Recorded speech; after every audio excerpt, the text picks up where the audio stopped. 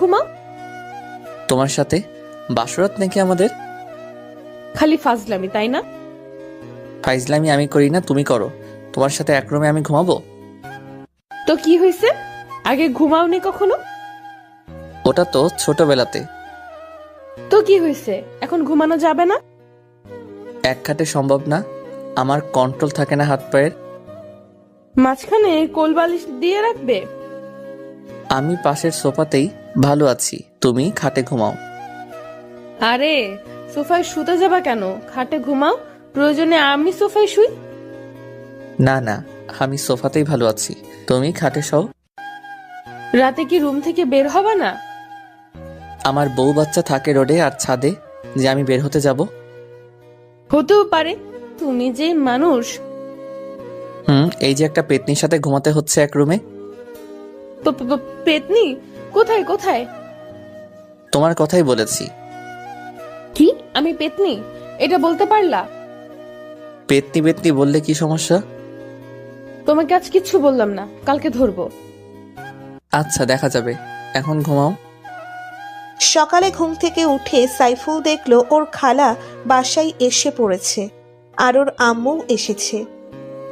কি রে বাবা, ঘুম থেকে উঠে পড়েছিস? তোমরা এত সকাল সকাল এসে পড়েছো? কই, সকাল এখন 11টা বাজে। তোর কাছে সকাল? বিয়ে শাদী করিস না, খালি ঘুমাস আর পড়িস, এভাবে দিন যাবে?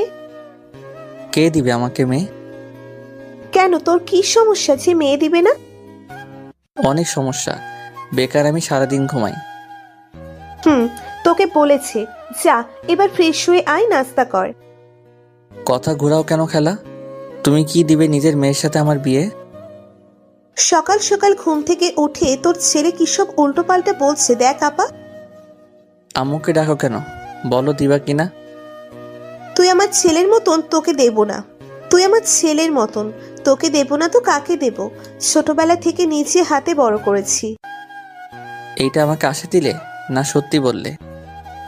তুই কি মজা করতেছিস না? না খালা, আমি সিরিয়াস।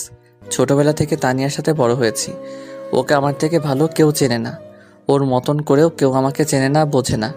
মানে একটু ঝগড়া হয় আমাদের, তবে ভালোবাসা থাকলেই ঝগড়া হয়।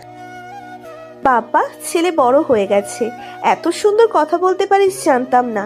তবে তুই সত্যিই ওকে বিয়ে করতে চাস? ফাইনাল ডিসিশন জানা। ফাইনাল।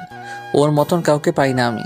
আমার বেস্ট ফ্রেন্ড ও, প্লাস ওকে হয়তো ভালোবাসি, না হলে কথাগুলো বলার সাহস পেতাম না।